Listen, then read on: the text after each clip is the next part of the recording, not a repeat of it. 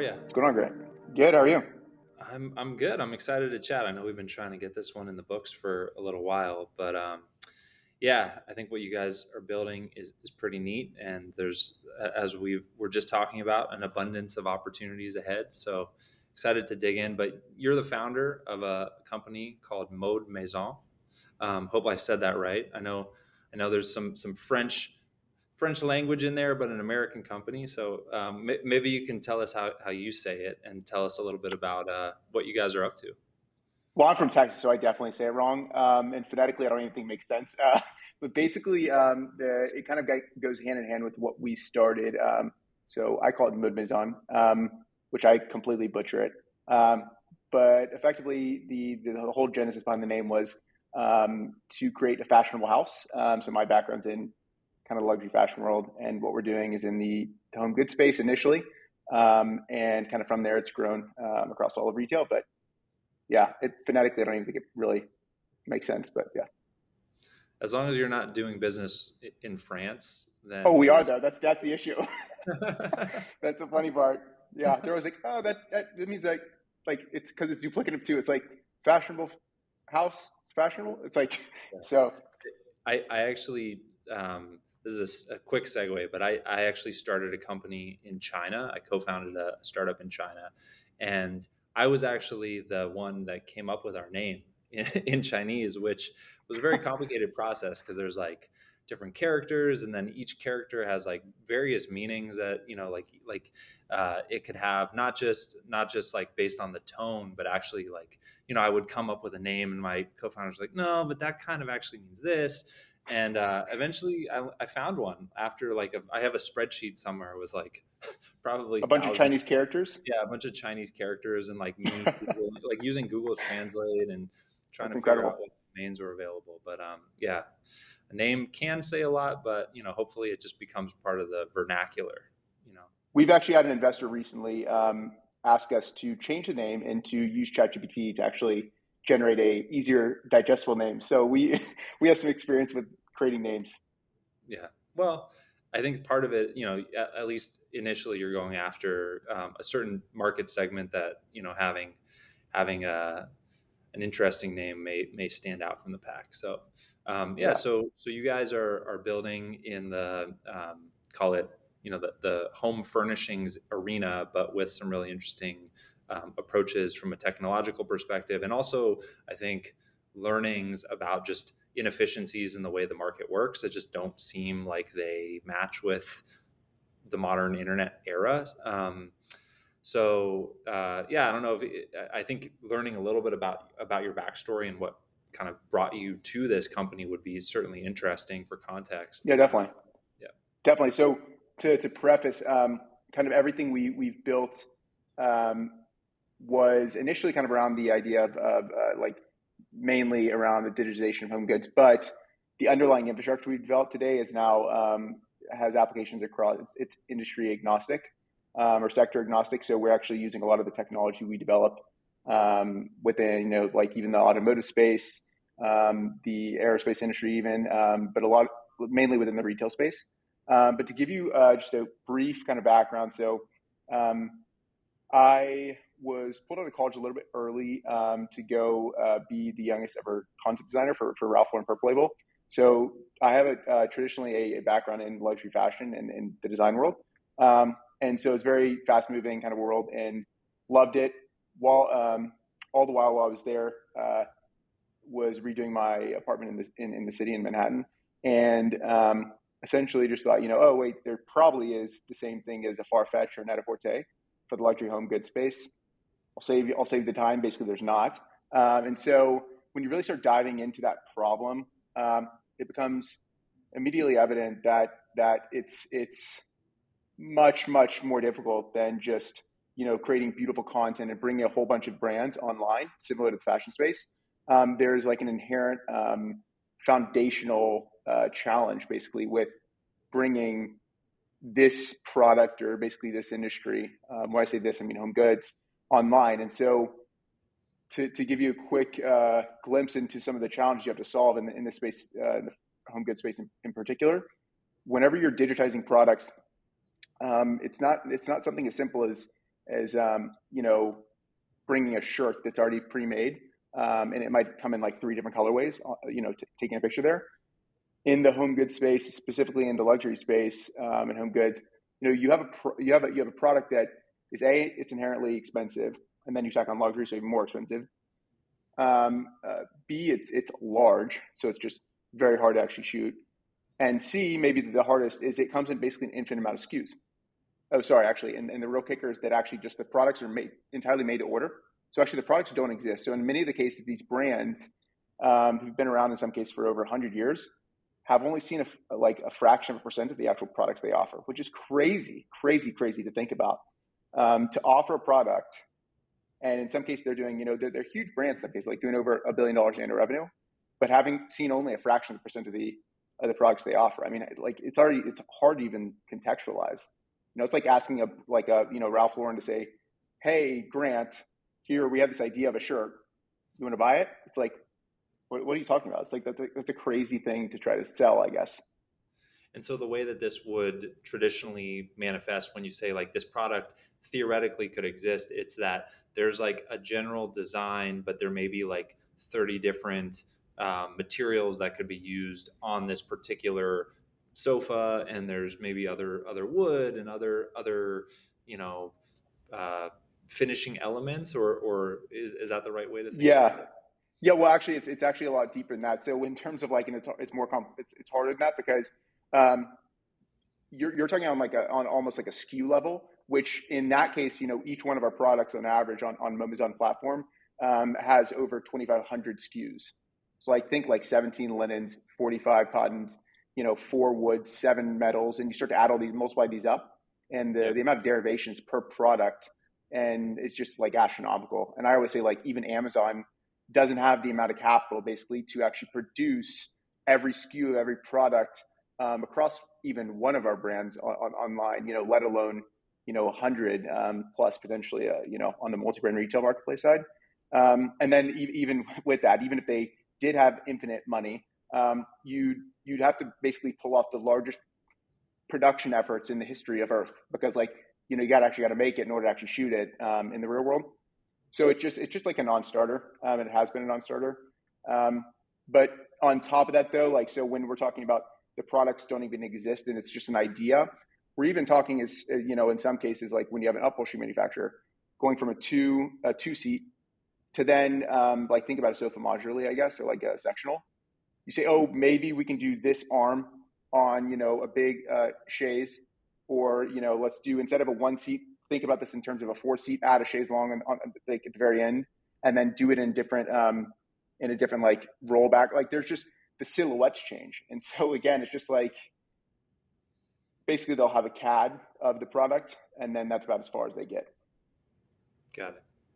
Um, and so you were sitting there, as a designer in the world of fashion, but you were working on furnishing your home, and you were like, wow, there's this huge gap in the market, and the deeper you went down the rabbit hole, you basically figured out that there were many dimensions to this problem, and maybe reasons why it doesn't exist, but you set about to solve them in various ways that may not have been possible previously, but I think with current tech capabilities and things that you're working on might become possible. Yeah. So, we always kind of said this internally, but like it doesn't take a genius basically to say, hey, let's bring on luxury furniture online and do it similar to like what Net-a-Porter was doing. But when you really start to like, and that's what we kept telling ourselves, just because we we're like, okay, surely somebody would have done this, right? Like we're not these geniuses sitting here like, oh, we got this crazy idea, and that ended up being the case. It wasn't because nobody thought or just overlooked what we call is now the last bastion of luxury to go online. Everybody didn't just overlook this one space; it's this huge space, but it really again the challenges kind of like were insurmountable, and they still up until like some of the stuff we're doing have been insurmountable in across retail. And what I mean by that is like the actual digitization of products. Because if you digitize a product on a one-to-one level, so you create a single source of truth, basically asset that you can digitize, and it's based in what I call like real world physics. If you effectively digitize that entire thing and put it into a computer, Well, then now you have a fighting chance to actually be able to create every SKU, for instance, and not actually have to manufacture them. And then also do that across all materials that you're offered or that you offer them, each of these products in. And then you have the ability to actually create these like beautiful, what I call dream worlds, where you can actually put in place the product in incredibly compelling worlds where people can just fall in love with.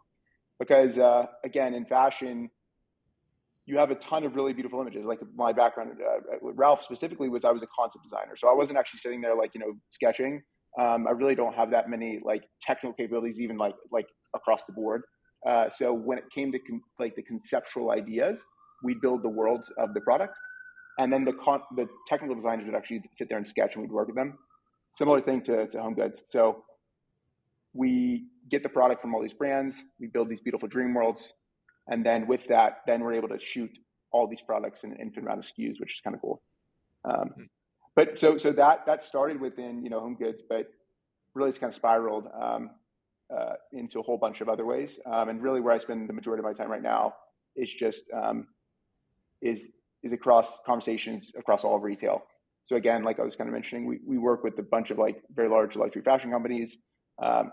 We're starting to work with some aerospace companies, automotive companies, because again, if you can digitize a sofa, you can effectively digitize anything. I mean, a sofa in its most organic form is one of the hardest things to actually digitize. So yeah, it's a hard thing to think about because you have to kind of like rewire your brain, because I guess people that was definitely me, think in sectors or silos, but kind of what we're doing is just it really again is entirely industry agnostic. Hmm. And so when you say the difficulty of digitizing a sofa, the reason it's challenging, and especially in the market segment that you're talking about, is because the attention to those details, the way that the fabric may sit on certain padding or cushioning materials and so forth.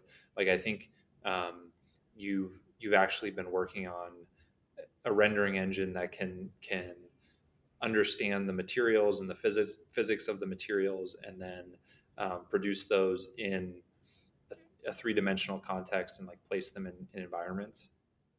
Yeah, so the the way that I think about this and frame out the I guess just frame it out is um, I take a lot of inspiration from I guess the automotive space, because I think that they like, especially Tesla, I think that when they came in, they were able to kind of parameterize even like the question like how do we solve this from a very fundamental first principles approach. So one of the kind of the main questions in the automotive space, or the autonomous space, that they ask themselves is it's called like the pogo stick problem. And this will make sense in 2 seconds why I'm saying this, but basically the pogo stick problem goes as such. So the question asks, what would an autonomous system or vehicle do if it came to a crosswalk where there was a person jumping on a pogo stick in that crosswalk? And the thinking is that if you run enough of those simulations, that if it's able to basically not kill the person on the pogo stick and like act correctly, then you've achieved level 5 autonomy. Um, I kind of think about that problem and that kind of framework for the question that goes kind of as follows in the retail space. So imagine you have a virtual influencer in a virtual world, and she goes and sits down on a virtual sofa. Um, Now, what would happen is when she sits down and she makes all these beautiful creases or whatever when she sits down, and it all follows the laws of physics. And right now, to do all the animation and do all the complex, geometries and all that stuff, it would require a huge team of animators and entirely being engine specific as well, and a whole lot of complications there. Now, imagine if that same virtual influencer, she got up and she got a little bit heftier. Um, Imagine she went down and sat down on that same sofa in the same place. Well, you have to start over entirely again. And so that's a very real problem for retail and commerce, and extends across the entire PLM, or the product lifecycle management. So if you can effectively solve that problem by capturing real world physics and capturing real world data, then you have a fighting chance to actually enable computers to do a lot of the hard work and to do a lot of what we haven't been able to do to date. So all these game engines, for instance, are all these kind of estimations, and they're all like these optimizations built in. And so it's having to compete against compute right now, um, based on no data, like no real world data, sense data.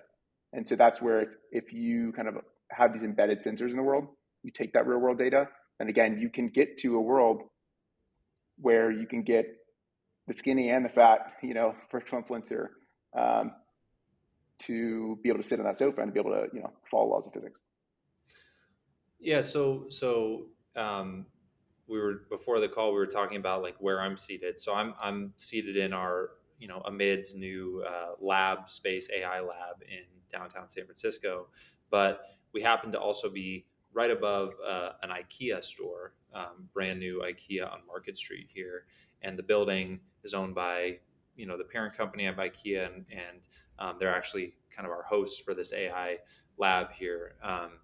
And I remember reading about IKEA's shift to for their own like marketing materials for their furniture and kind of home furnishings, that they were slowly shifting, and I believe have now completely shifted to like 3D models um, of their furniture. And so obviously they're a company that operates at massive scale, and they have a limited number of these SKUs, and that they're shifting into this direction. But I think even they may not be thinking about like uh, interaction in the virtual realm to the level that you're describing there. So I guess part of me is wondering if what you're doing is um, making that form of kind of content creation and marketing and ultimately like some kind of marketplace dynamic available to more companies that are operating at smaller scale than IKEA. But then I guess the other question that I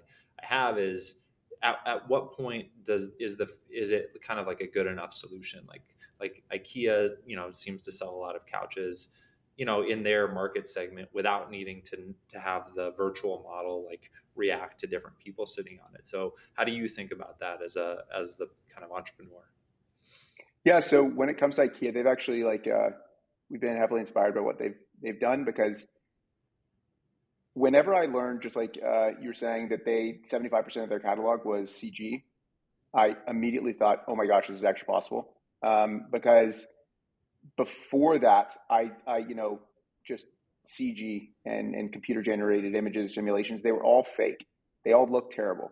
Um, and especially when you're trying to go after a luxury consumer, it's just a non-starter. And so that was like, aha. Not that I think it's entirely there yet, but at least it's giving me a little sparkle that like that might be possible. And so fast forward again to like 6 years down the road, and we're working with academic institutions and research institutions on figuring out how to push it so much further. But that's all to say that, yeah, what they've done is incredibly important, honestly, for digitization wholesale. What they've done at that scale, I kind of equated almost to what Pixar did within kind of the animation world. So they kind of showed not just home goods, but everybody, that you could do that at scale and do it effectively. But in some cases, so like they're trying to make their process more efficient and achieve better realism as well. And so they've actually like reached out in some cases, like some of the people in their team, with some of the things like we're doing on the material digitization technology we've created, so the TMAC.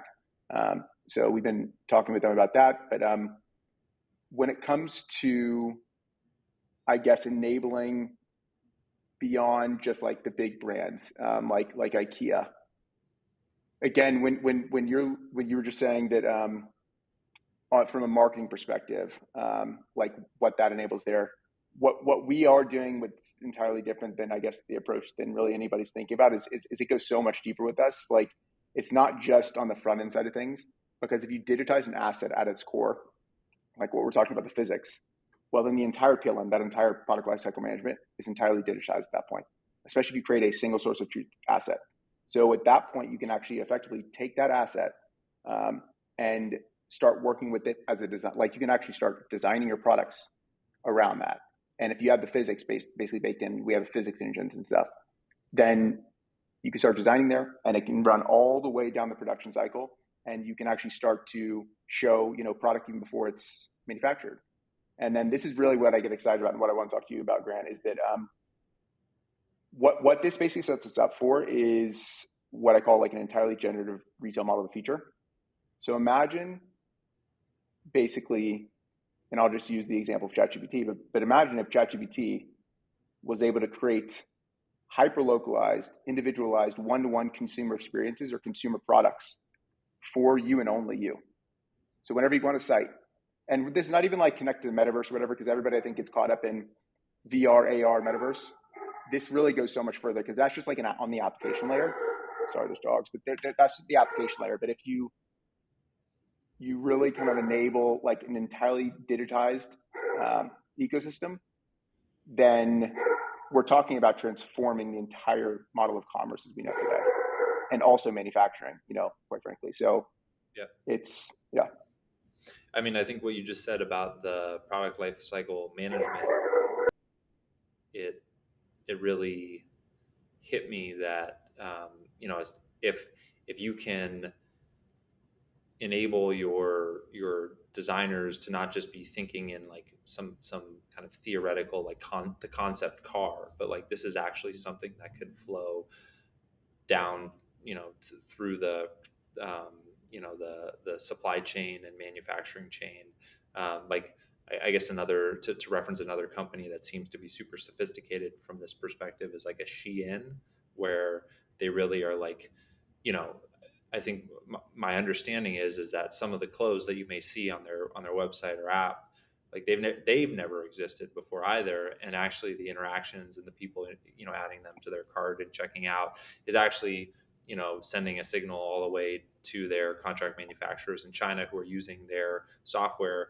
I think like And you see it's the connection there, exactly, because you see the connection there because actually you just even that's a great way to say it because the connection there, like their product, they're doing things where their product doesn't even exist. So then you go back to the very beginning of our conversation. It's like, well, again, that's literally like what we've had to contend against is like creating a product that doesn't exist. And so the implications, again, and where we spend the majority of our time now is not really on home goods whatsoever. It's really across all of retail because the implications, like what Shane's doing, like you're saying, where it's really, really cool and critical to be able to like sell a product that doesn't exist. Well, that like when people start to kind of rethink about like, oh my gosh, does that mean inventory's dead? Well, the inventory is the death of all retail. So like that would be a huge problem to solve. So it's really cool to be able to kind of like create a product that doesn't exist. Yeah, but okay, so I guess taking that a step further, as you were just saying, potentially in that creation process, if you can train the models in the right way with the right kind of connection to materials and the physics behind those materials, then it may not mean that I'm a designer that's drawing or manipulating some three-dimensional model, but it's actually like there could be some generative component of this, both for marketing content and promotional content, but also in the actual product lifecycle management process. Yeah, so that's what we're actually working on. Some of those kind of like really cool applications at the moment. Um, I always, I don't know. It's kind of a heavy subject, an exciting one, but also like there's a lot of things that does across like kind of the world. When you have a model of commerce that is entirely created by basically computers, and so I think that's inevitable. Um, whoever's going to do it, I think it is inevitable. Um, and whenever you like team up the front end side of the side of data, like personalized data and consumer data, with the ability to basically generate um, any product or anything that is based and rooted in real world physics, well, then that opens up the doors to like some pretty crazy stuff again. So like in that world, something I always ask our team is like, do brands go away? In that world. And look, I'm like the biggest brand guy of all time. I drink the Kool-Aid of Ralph, and I still do. I love it, and I love brands. I'm driven by brands. But if we're being honest with ourselves and we're saying, hey, a computer can can be able to basically generate a product or create a product for you better than you ever even knew you wanted, or like better than you would ever even be able to design, or any other brand would be able to design, which is what that would be able to, like, that's a pretty scary kind of future, but it's also an exciting one. So I don't know. I'm conflicted, I guess. Yeah, I have this conversation with friends. I think like the lowest hanging fruit here for this philosophical conversation is like artwork, right? Where right now we're already seeing with Midjourney, like I actually am a subscriber to Midjourney's magazine. They have a printed magazine that will show up at your house every month. I didn't Um, know that. That's and incredible. yeah, it's like $4. It's like the best $4 I spend every month because you flip I'm through it, definitely gonna do it now. it shows you the images and the prompts, and you're like, the range and quality of the the artwork, if you want to call it that, is incredible. But then you think about like what it would have taken to actually create that not that long ago, like a couple of years ago, and you're like, well, whether it's an illustrator, a photographer, or like a 3D designer, or something of that nature. But then you start to think, well, if we're talking about like protections or kind of the net value to society, like having far more creative output that more of us can enjoy looking at versus like protecting the people who are creating that. I think there are some interesting like moral and philosophical questions to be answered. Is it are we like, what if many more people can actually enjoy the consumption side, but less people, I guess, to the detriment of the people who are doing the creative work. And then beyond that, like, are we stripping away the joy of actually doing that work if you're stripping away the fact that there's some kind of like human appreciation for it or like commercial value of that work? It's kind of wild to think about. Yeah, yeah. I mean, definitely. And actually, I never really thought about it that way, where you're like actually just shifting from, taking, quote unquote, taking away some of the, like, on the artist side, I guess, like their ability to like actually create the art, and then just giving, I guess, the consumer, or the viewer in this case, like the pleasure, I guess, of actually being able to see this beautiful art that they definitely probably wouldn't have been able to create themselves. But then on the flip side, it's like, with me, it's like, well, yeah, well, they wouldn't be able to do it because this other person spent their entire life's worth of work, doing that. So again, I don't think I'm not trying to, like, we're definitely not the ones who are going to be able to, like, who am I to say, what is morally or Right ethically now, correct? we're solving it before we get off. No, I'm just kidding.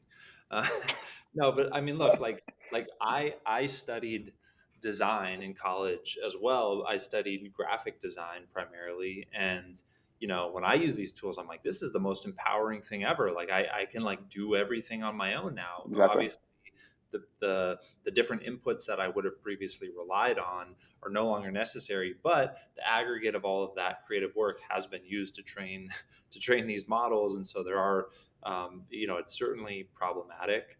Um, but I also, there's something that's really fulfilling in today, right? Going and like painting or like doing, creating art. And I wonder how, like if this the same way that like photography maybe has been a little bit warped because now everyone is like taking photos constantly. So maybe it's much more accessible, but the overall enjoyment that one gets from it is actually less on an individual basis. Yeah. But yeah, so I would also, but and I think that actually was that amalgamated essentially because of the iPhone, is, like, that was more of just the fact of just everybody having a camera in their pocket. And then, oh, by the way, now every camera, I mean, every photo I take on my iPhone, even though I'm an awful photographer, looks incredible, which is, there's that too. But when it comes to products, actually, specifically, it's also more than something that's just, there is that emotional connection, which I think drives a good majority of retail. But you're actually saying, like, this is not just art now, but it's actually, which you could say art is functional for sure, but like I feel like there's a bit more utility in actual, like, everyday, things you touch and feel, and products you actually use, like, Yeah. whether it's the shirt you're wearing, or your sneakers, or whatever they may be. Now, the really good thing that I'm obsessed with, though, what this enables is, even right now. So we're actually in it, like, through our TMAC, our total material appearance capture digitization technology and ecosystem. It's starting to actually allow like very, very large manufacturers and brands across the world to do away with a lot of their sampling. So when I was like anybody in the fashion space is very familiar with, like, we used to spend a year and a half to 2 years in advance of all the collection we were creating. And there's several reasons for that, but one of the main reasons is because we're sampling tons and tons and tons. So we're getting fabric shipped from all over the world, and I'll just let you know that the recycling on that side is probably not the best, and that's worldwide across all these brands. So if we're able to basically allow people to see products in hyper fidelity and design these products inside a computer to basically levels that they wouldn't really be able to see in the real world, and run, like, create all these beautiful lighting simulations and stuff across all the products, well, then that means that they don't actually have to spend millions and millions and millions of dollars every year purely on sampling costs that are going to go into a landfill. That really just does away with that, and we're starting to do that with some global companies right now, which is pretty cool, and it's fulfilling because I guess the sustainability implications are not just, we're not talking about down the road, even in a year. We're talking about like right now.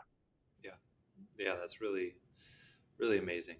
The efficiencies for businesses and the downstream consumer surplus, either through some kind of cost savings or just being able to purchase these things that may not have existed. Um, And the I creativity side too. yeah Sorry, go ahead.